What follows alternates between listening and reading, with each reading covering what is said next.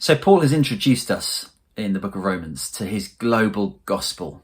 He says he's an apostle with a gospel, a good news to proclaim. It's a global gospel about a global king, Jesus Christ, the Son of God, promised in the Old Testament and realized through his resurrection from the dead, declared to be the Son of God with power, God's global king, with a global call, a call to the obedience of faith among the nations.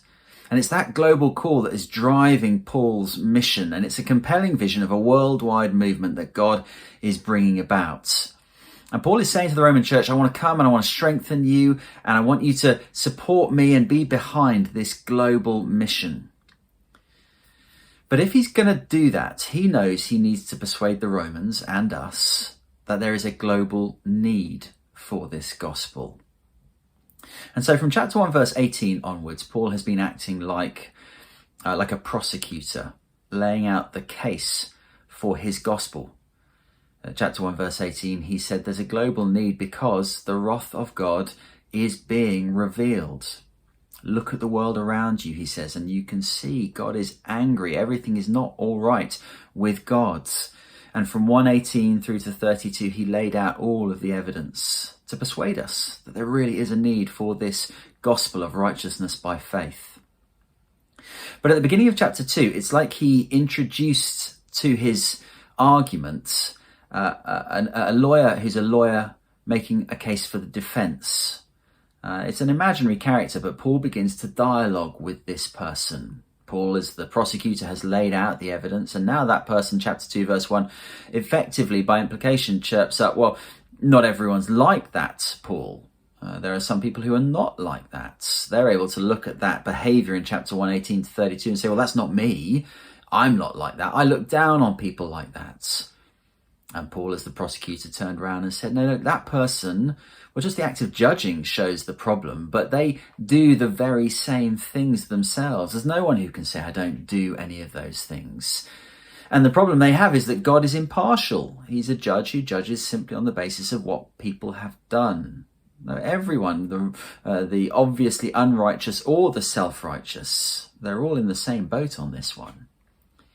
But now it's as though the lawyer for the defense comes back with a new argument. It's as though by implication he says to Paul, you say God's impartial, but there's evidence on the ground for him treating certain people differently. What about the Jews?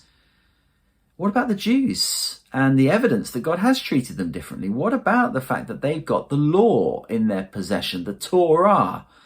What about circumcision? If you don't know what circumcision is, ask your small group leader, they'll tell you, I'm sure. But what about circumcision? That was a sign given by God to the Jews that said, you're different, you're distinct. Don't those make any difference at all, Paul? Are you sure everybody needs this gospel? And so now in what's quite a long section from chapter 2, verse 12 until chapter 3, verse 20, Paul engages with that discussion. What about having possession of the law? Does that mean all of a sudden God will treat you differently? What about having circumcision? Does that mean all of a sudden God will treat you differently? And if it doesn't mean that, well, what was the point of being Jewish at all?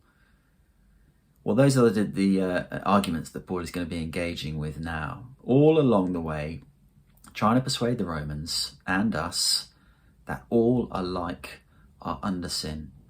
Everybody needs this gospel.